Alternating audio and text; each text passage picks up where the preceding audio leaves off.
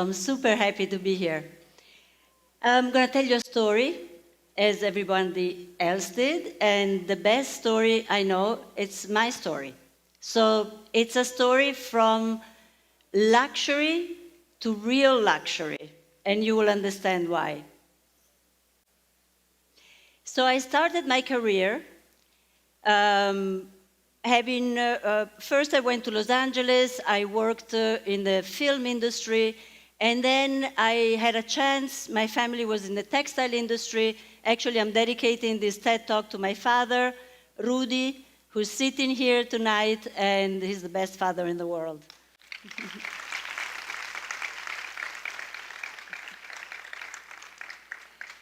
So I had a fantastic chance, and I had my own collection, and I had a great time. We did shows twice a year, we had shops, and it was really creatively a fantastic, fantastic journey.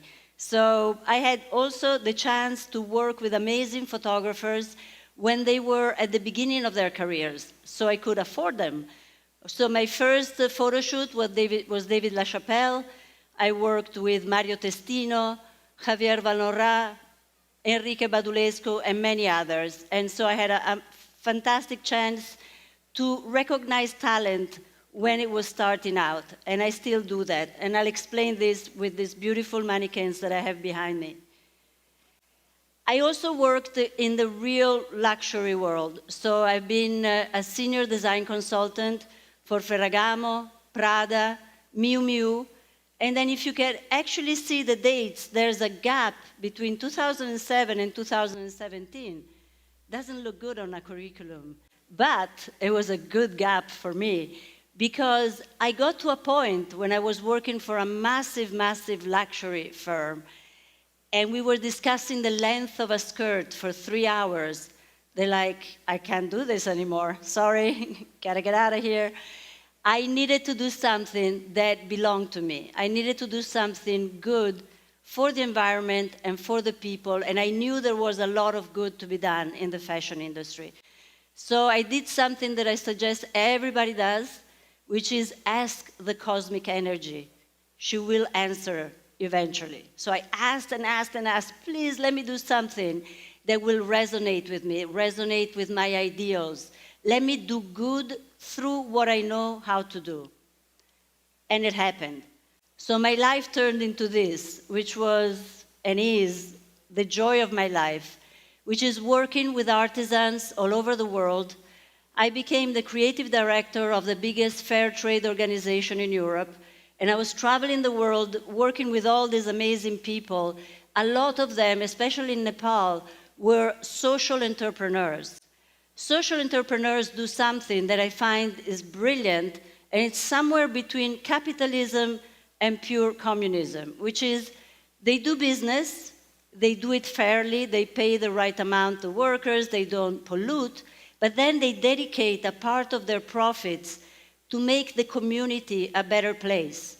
So some of them had schools for street children, others started microcredit for the artisans, and I was keep on meeting these heroes and these amazing, amazing people. So my heart was and is so happy when I get a chance to meet people like this.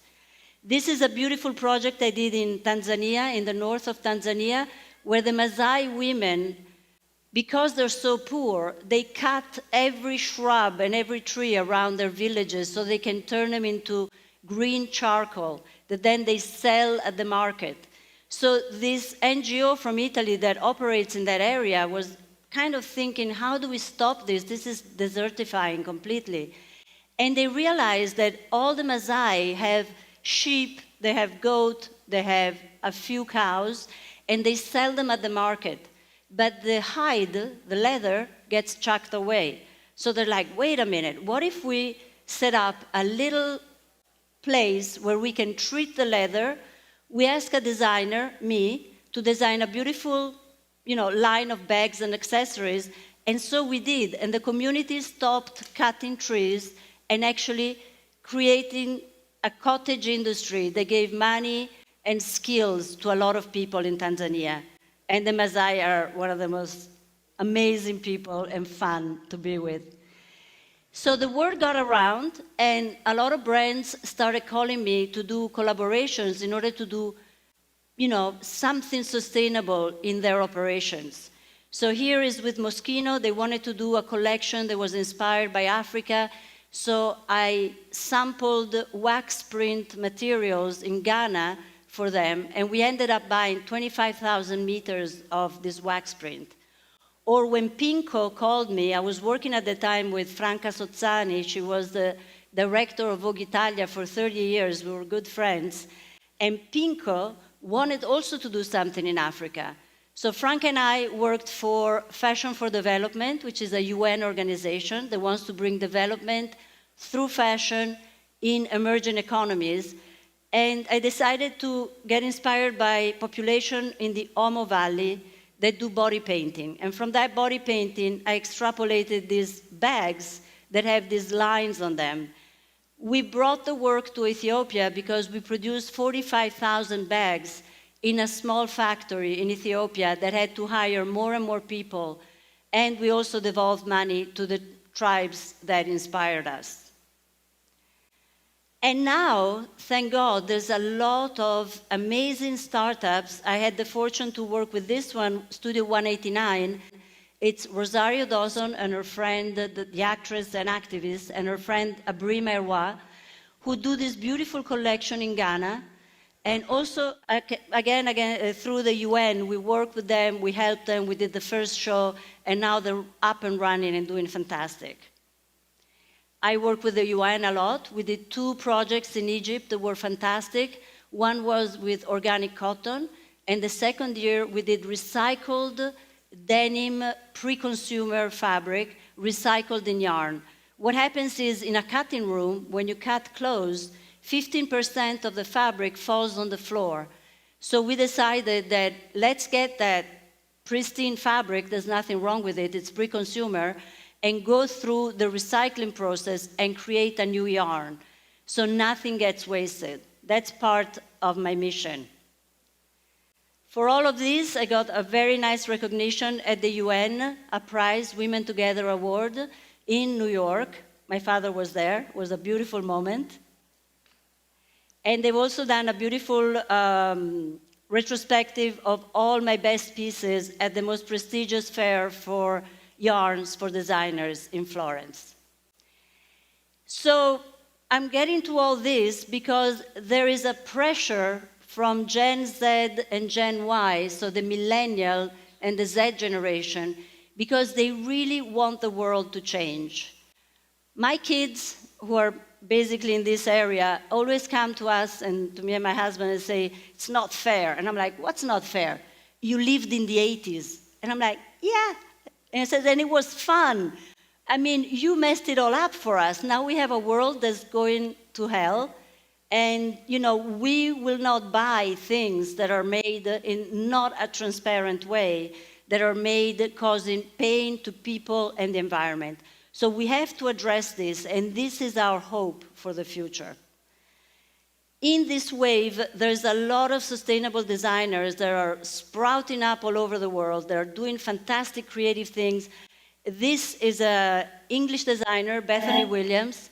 She basically cuts little strips of magazines, very colorful magazines, and then puts them on a loom and makes fabric out of them.